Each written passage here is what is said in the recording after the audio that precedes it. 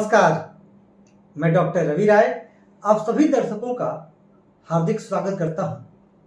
प्रिय दर्शकों, इस कार्यक्रम में बात होगी निःशुल्क जन्म कुंडली विश्लेषण की। जैसा कि आप सभी को ज्ञात है, विदित है कि मैं यह भी एक कार्यक्रम लेकर के आता हूं और आप सभी से कहता भी हूं कि यदि आपके मन में भी कोई संशय है या आप अपनी जन्म कुंडली का विश्लेषण करवाना चाहते हैं तो आप चैनल के किसी भी वीडियो पर कमेंट करें। हमारा प्रयास रहेगा कि हम आपकी जो जन्म कुंडली है उसका विश्लेषण भी अवश्य करें।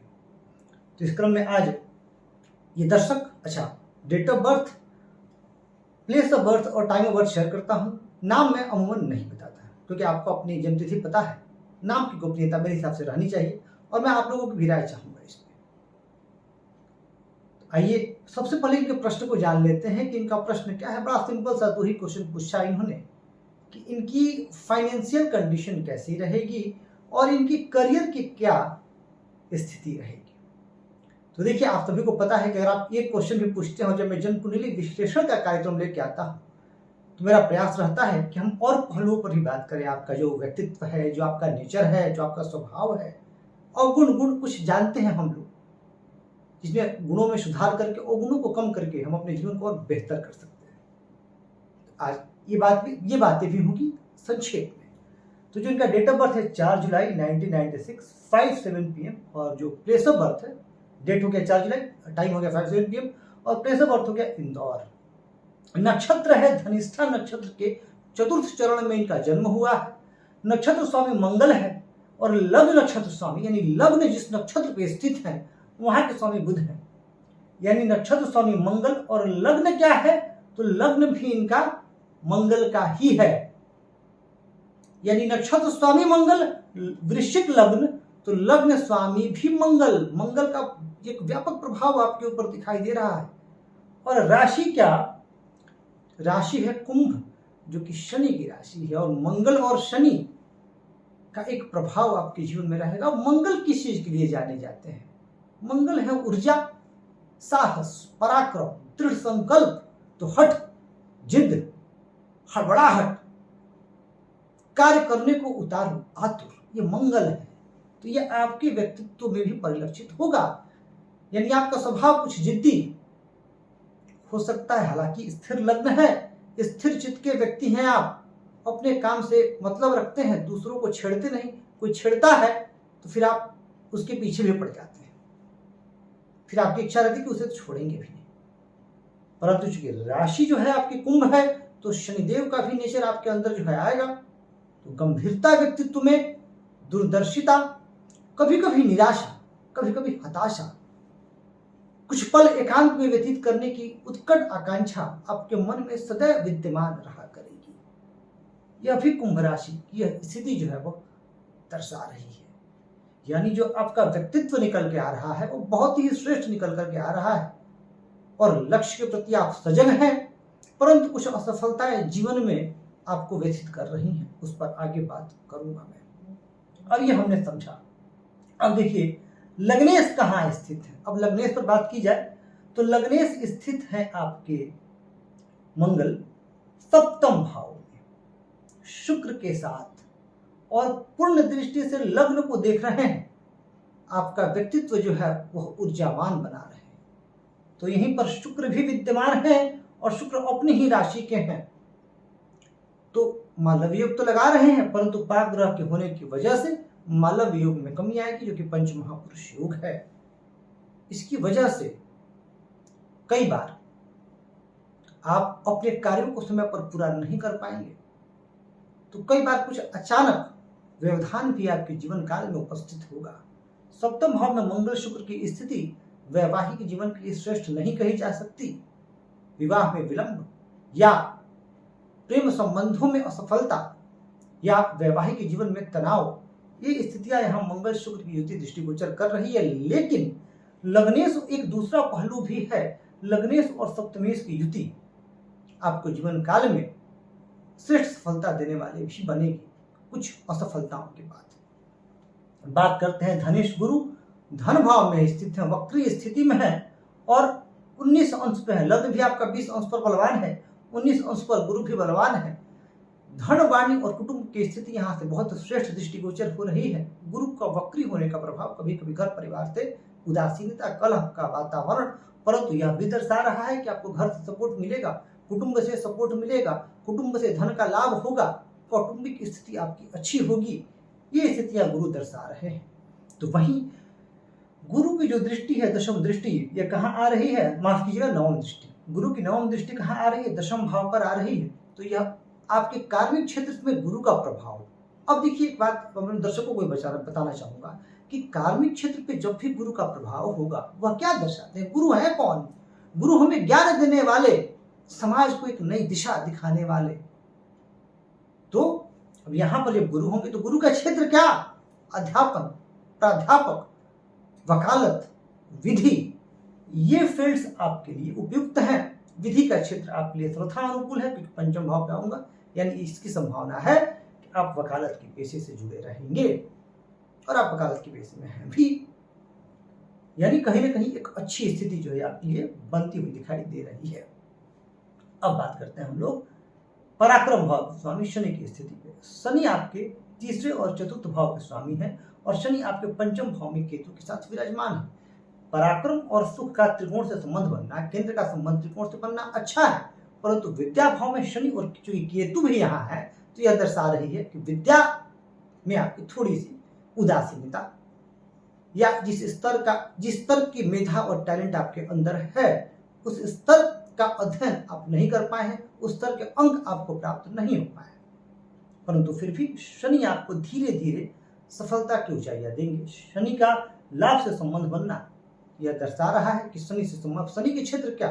शनि भी दंडाधिकारी हैं, तो जुडिशियल सर्विसेज में, न्यायिक सेवा में, विधि में शनि ले जाते हैं, वकालत में शनि ले जाते हैं। गुरु और शनि का एक प्रभाव जो है आपके कर्म पर गुरु की दृष्टि, लाभ पर शनि की दृष्टि, कहीं ना कहीं इस बात को दर्शा रही है। बात कर लेते हैं आपके छठे भाव के साथ मंगल ही है। देखिए, जब भी षष्ठेश का संबंध बनता है सप्तमेश से, हालांकि लग्नेश भी मंगल है, षष्ठेश का दोष नहीं लगेगा, फिर भी आप मान के चलिए कि वैवाहिक जीवन में कुछ परेशानियां आपको दृष्टिगोचर होंगी। शुक्र की बात हमने करी, बहुत संक्षेप में बता रहा हूं क्योंकि आगे और भी कुछ पहलू हैं जिन पर हमें बात करनी है। बात करते हैं सूर्य और बुध की।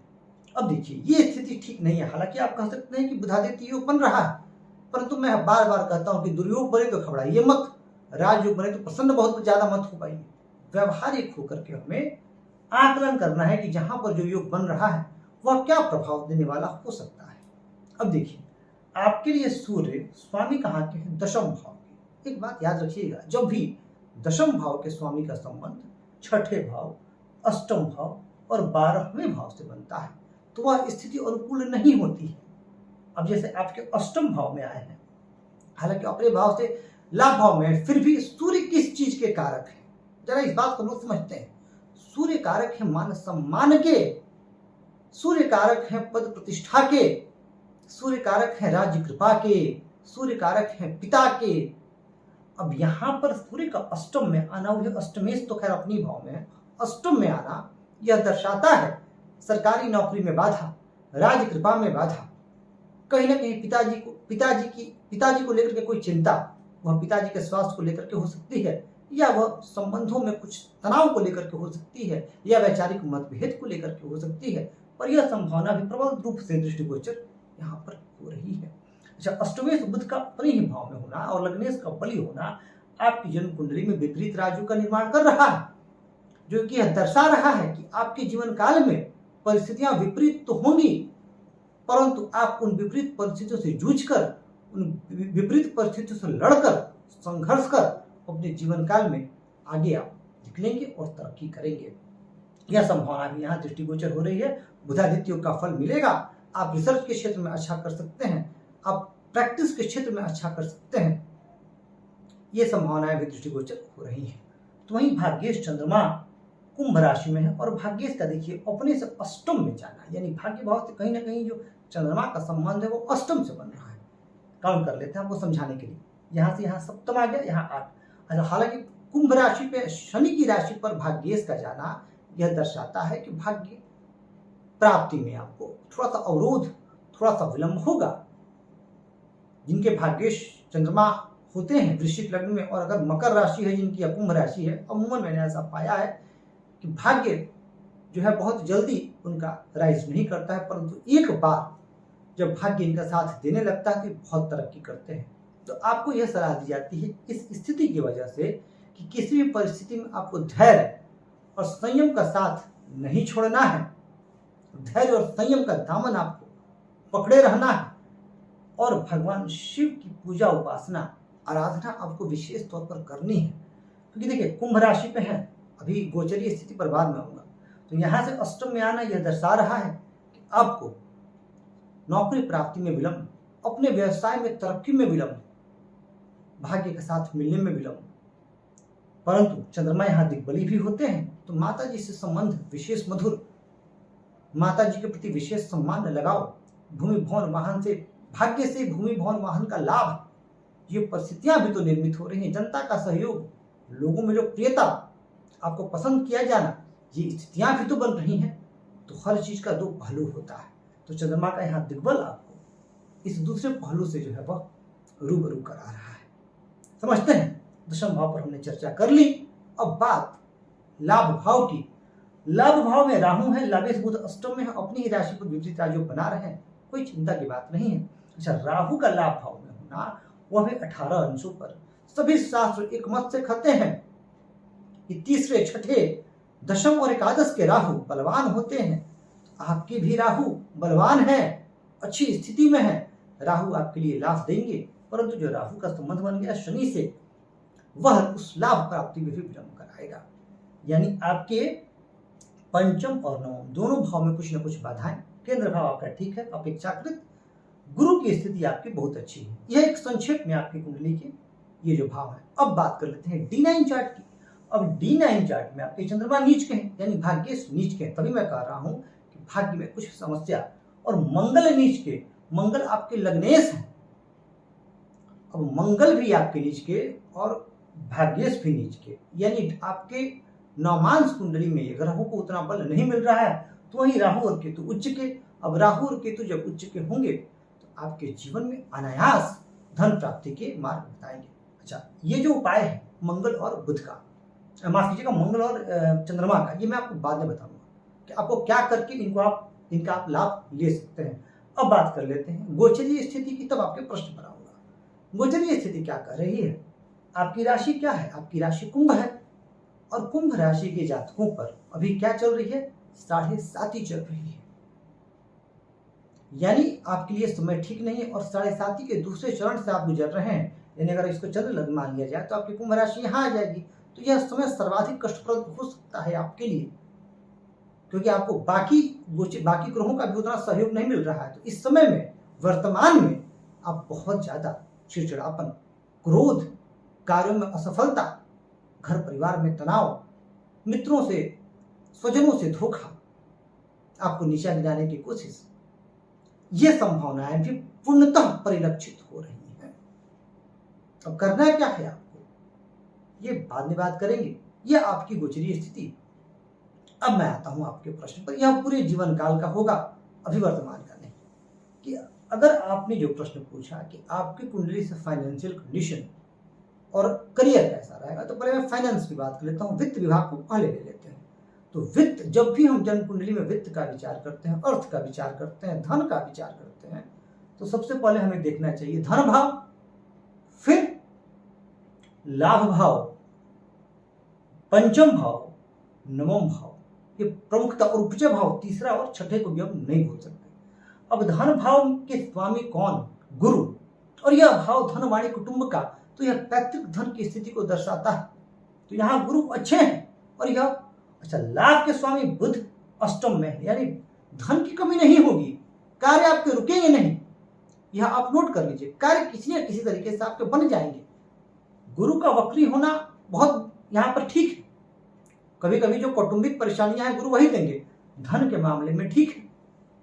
परंतु लाभेश का अष्ट में भी लाभेश बलवान है, अपनी राशि पर है, पर स्वप्रयास से धन कमाने में विलंब। तो आर्थिक स्थिति आपकी ठीक रहेगी, काम रुकेंगे नहीं। पर आपकी आर्थिक स्थिति तब अच्छी होगी जब आपकी 7.5 खत्म होगी और जब शुभ ग्रहों का आपको सहयोग मिलेगा। परंतु यह इशारा है कि आने वाले समय में आपकी आर्थिक स्थिति बढ़िया रहेगी और आप अपने प्रयास से भी धन कमाएंगे, पर बहुत विलंब के बाद। पर कार्य आपके जनरली धन की कमी से रुकेंगे नहीं, यानी ठीक ठाक आर्थिक स्थिति आपकी जन्म कुंडली दर्शा रही है। क्योंकि शनि पराक्रम के उपचय भाव के स्वामी भी बैठे हुए हैं आपके पंचम में, मंगल जो कि उपचय भाव के स्वामी हैं आपके लग्न को देख रहे हैं। लाभेश की स्थिति अच्छी नहीं है, लाभेश का उपाय करके आप और लाभ ले सकते हैं। अब बात की जाए आपकी करियर की। करियर चार्ट आपका क्या कह रहा है? डिटेन चार्ट यहाँ पर चूंकि सभी चार्ट को लेके आना मुश्किल है, हालांकि आपका डिटेन चार्ट में अवलोकन कर चुका हूँ क्योंकि आपका करियर चार्ट होता है। अब यहाँ पर आपके दशम भाव में जो सूर्य की स्थिति बन रही है यह ठीक नहीं है। देखिए, करियर में आपको संघर्ष करना पड़ेगा। मैं नहीं चाहता हूं कि आप निराश हों, उपाय पे हम बात करेंगे, परंतु एक बात याद रखिएगा, जिनके संघर्ष जितने बड़े होते हैं उनकी सफलता भी उतनी ही लाजवाब होती है। तो निसंदेह संघर्ष तो है, पर सफलता भी जबरदस्त है। सूर्य का अष्टम में आना यह ठीक नहीं है करियर के लिए, लेकिन आपकी जो लग्नेश की लग्न पर दृष्टि आपके व्यक्तित्व को जुझारू बनाएगी। करियर में प्रारंभिक संघर्षों के बाद और 7.5 की समाप्ति के बाद आपका जीवन निसंदेह सुधरेगा। आपकी 7.5 2027 में समाप्त होगी। उसके बाद से आपका करियर जो है वह ऊंचाइयों की ओर जाने लगेगा। अभी वर्तमान महादशा आपकी गुरु की चल रही है, जो कि 2 दिसंबर 2014 से 1 दिसंबर 2030 तक चलेगी। और अभी गुरु में आपका शुक्र का अंतर चल रहा है, जो कि आपका चलेगा 15 अक्टूबर 2022 से शुरू है, 14 जून 2025 तक चलेगा। गुरु में शुक्र का अंतर आपके लिए बहुत लाजवाब रहता यदि 7.5 नहीं होती। तब कारण को समझिएगा क्यों? क्योंकि धनेश है और पंचमेश है और शुक्र आपके सप्तमेश है और द्वादशेश है। तो द्वादशेश अपने स्थानांतरण का फल करते हैं, तो सप्तम का फल यह ज्यादा करते हैं। तो एक त्रिकोणेश की महादशा में केंद्रेश की अंतर्दशा आपके लिए बहुत ही शुभ है, परंतु यह समय जो 7.5 का है वह आपके लिए बाधक बना हुआ है। अब आपको उपाय क्या करने चाहिए कि आप अपने जीवन काल में और तरक्की कर सकें, और क्या नहीं करना चाहिए अभी के समय में? देखिए, उपाय आपको सबसे पहले करना चाहिए अपने लग्नेश का, भाग्येश का और लाभेश का। तो लग्नेश कौन? मंगल। मंगल के लिए हम किसकी पूजा करते हैं? बड़ा सभी जानते हैं, हनुमान जी। आपको हनुमान जी की शरण में रहना है, आपको शिव जी की शरण में रहना है और आपको श्री गणेश की शरण में रहना है। तो आपको सलाह दी जाती है कि आप गणपति अथर्वशीर्ष का पाठ प्रतिदिन करें, बुधवार को गणेश जी को दुर्वा अर्पित करें। इसके अतिरिक्त आप ओम नमः शिवाय का भी जप करें, आपकी चंद्रमा मजबूत होंगे। और हनुमान चालीसा आप पढ़ते रहें।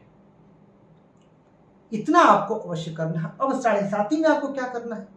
तो 7.5 के लिए आपको मंगलवार और शनिवार को सुंदरकांड का पाठ और जरूरतमंद लोगों की सेवा, ठंड के महीनों में गुप्त दान, मैं हमेशा कहता हूं जरूरतमंद की मदद करें, अपने के नीचे तबके के लोगों को प्रसन्नता दें, उनके चेहरे पे मुस्कुराहट दें। शनिदेव सर्वाधिक प्रसन्न होते हैं, फिर शनिदेव की कृपा आप पर खूब बरसती है। ठीक है, आपका चार्ट अगर कंक्लूड करूं मैं, तो निस्संदेह आपका चार्ट अच्छा है, महादशा भी अच्छी चल रही है, लेकिन 7.5 और लग्नेश और नवमेश का D9 चार्ट में कमजोर होना। तो दोनों को मैंने बता दिया, लग्नेश मंगल का हनुमान जी और चंद्रमा के लिए शिव जी। यह आप करें तो धीरे धीरे आप तरक्की की तरफ जाएंगे। देखिए, जिनके भी राशि स्वामी शनि होते हैं उनको त्वरित सफलता मिलने में थोड़ी परेशानी आती है, कुछ एक्सेप्शनल केसेस को छोड़ के। लेकिन ओवरऑल अगर देखा जाए तो आपका चार्ट अच्छा है, आप अपने जीवन में तरक्की करेंगे। गुरु के बाद शनि की दशा आएगी, शनि की दशा भी टेस्ट करेगी आपको, लेकिन शनि चूंकि आप वकालत के क्षेत्र में हैं, विधि के क्षेत्र में हैं, तो शनि का सहयोग भी आपको मिलेगा। प्रयास ये कीजिएगा कि कुछ लोग जो वाकई जरूरतमंद हैं उन्हें न्याय पूरी ईमानदारी से दिलाइएगा। कुछ न्याय तो सबको पूरी ईमानदारी से दिलाइएगा, कुछ लोगों को निःशुल्क न्याय भी अवश्य दिलाइएगा। यह आपके लिए बहुत श्रेष्ठ होगा, क्योंकि जब हम बिना कुछ लेने के भाव से, मैं यह नहीं कह रहा हूं कि आप फीस डाल लें, आपको लेना चाहिए क्योंकि आपकी रोजी रोटी का सवाल है, परंतु कुछ लोग, जैसे मान लेते हैं कि उदाहरण दे रहा हूं कि 100 क्लाइंट हैं आपके, तो उसमें 1, 2 या 3 क्लाइंट को आपने फीस नहीं लिया, बाकी आप लेते रहिए, क्योंकि भाई आपका भी तो जीवन है, सबका। तो कुछ निःशुल्क सेवा भी आप दें, उससे प्रभु की कृपा, परमात्मा की कृपा आप पर बरसेगी और अपने जरूरतमंद लोगों की, और अपने जीवन काल में काफी तरक्की कीजिएगा। मैं ईश्वर से आपके स्वस्थ, सफल, सुखी एवं यशस्वी जीवन की कामना करता हूं और अपने तमाम दर्शकों के लिए प्रभु से प्रार्थना करता हूं कि प्रभु आप सभी को अच्छा स्वास्थ्य दें, आंतरिक प्रसन्नता दें, तनाव मुक्त रखें और आप सभी सफलता के सर्वोच्च शिखर पर विराजमान। प्रिय दर्शकों, इस कार्यक्रम में बस इतना ही, और कहूंगा आपसे कि यदि आपके मन में भी कोई सवाल है तो आप प्रश्न पूछें और चैनल को सब्सक्राइब करें और वीडियो को लाइक और शेयर करके हमें अपना प्यार और स्नेह यूं ही देते रहें। धन्यवाद।